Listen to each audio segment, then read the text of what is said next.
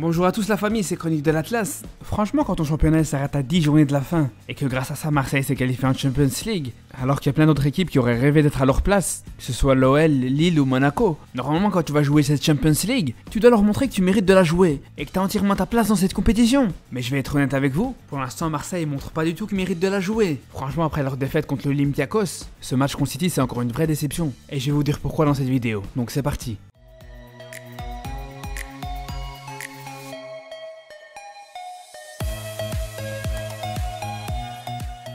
Déjà le premier problème de l'OM dans ce match, c'est cette absence totale de points d'appui devant. C'est marrant parce que Marseille a fait la même erreur que le PSG la semaine passée contre Manchester United. Ils ont commencé le match en jouant sans vrai neuf. Et je vais pas vous mentir, moi c'est quelque chose qui m'énerve toujours. Faut vraiment arrêter avec cette mode. Et j'ai l'impression que les gens croient que c'est donné à tout le monde de jouer avec un faux neuf. Mais faut se réveiller. Il y a très peu d'équipes qui peuvent le faire. Faut vraiment un joueur qui a un talent au-dessus de la moyenne pour pouvoir assurer ce rôle, ou un plan tactique irréprochable pour compenser cette absence d'un véritable avant-centre. Mais à part ça, quand t'as le premier venu qui vient et qui veut jouer sans vrai numéro 9, c'est comme si tu jouais sans vrai gardien, et ça c'est du suicide. Et on l'a vu dans ce match. Ça a posé beaucoup de problèmes à Marseille de pas avoir de vrais points d'appui devant. Il n'y avait pas de joueur qui était placé haut sur le terrain, sur lequel tu pouvais balancer des longs ballons de temps en temps. D'ailleurs à un moment en deuxième mi-temps, c'est carrément le petit Camara qui a dû jouer le duel aérien contre les défenseurs de City. C'est du grand n'importe quoi. Après je suis d'accord que les attaquants de Marseille, que ce soit Benedetto ou Germain, c'est peut-être pas les meilleurs dans ce registre, mais à un moment donné c'est eux qui sont là et il faut faire avec. C'est comme si tu mettais un défenseur dans les buts, juste parce que t'étais pas content de tes gardiens, c'est pas normal. À un moment faut quand même être réaliste. D'ailleurs quand on voit les déchets de la défense marseillaise, avec des ballons facilement rendus à City, et le cadeau comme sur le premier but des Anglais, c'est en grande partie à cause de cette absence de point de fixation devant. Parce que quand on voit le pressing hyper intense de City, surtout en première mi-temps,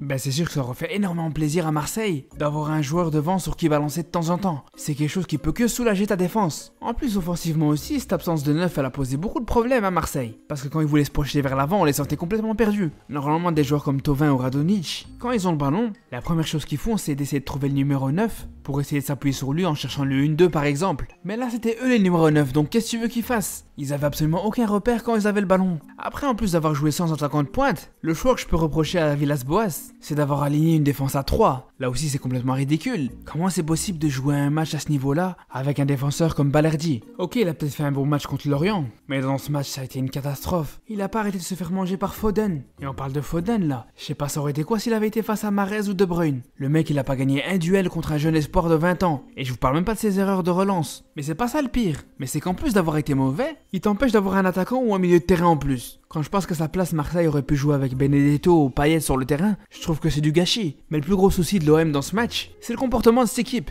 Parce que tu peux jouer bas, y a pas de problème. Et on va dire que contre une équipe comme City, c'est même normal. Mais à jouer bas et les regarder jouer, c'est deux choses totalement différentes. Parce que là, même quand City était dans le camp marseillais, les joueurs de l'OM continuaient à reculer. Mais ils veulent reculer jusqu'où comme ça, jusqu'au vieux port? Je suis désolé, mais à un moment, faut quand même sortir sur le porteur de balle pour récupérer ce ballon. Et même pour ce qui est de la hauteur du bloc, à 0-0, on peut encore accepter que tu joues aussi bas. Mais quand tu perds 1, puis 2, puis 3-0, t'as pas le droit d'avoir un bloc aussi reculé sur le terrain, c'est pas possible. Après, malheureusement, on va pas se mentir, ça reste dans le style de Villas-Boas. Ça fait un an que même si en Ligue 1 on voit des bons résultats, on est loin de voir une équipe qui joue toujours très haut sur le terrain et qui s'installe dans le camp de l'adversaire. En tout cas, surtout contre les grosses équipes. Et moi, c'est quand même quelque chose qui me pose problème dans le projet de jeu du Portugais. À un moment, on parle quand même de Marseille. Après, on va pas être complètement négatif par rapport à ce match. C'est vrai qu'on a quand même vu des choses intéressantes. Par exemple, j'ai beaucoup aimé Cuisance. Pour moi, tout simplement, c'était le meilleur joueur du côté de Marseille. Défensivement, il a été clairement le joueur de l'OM qui a montré le plus d'engagement. Il y a aucun doute là-dessus. Il a dépensé énormément d'énergie. Et d'ailleurs, c'est pas du tout un hasard si c'est le Marseillais qui a récupéré le plus de ballons. Et même quand l'OM a eu la possession, il avait un rôle très intéressant. Il a réussi énormément de passes vers l'avant. Et surtout, il se plaçait super bien entre les lignes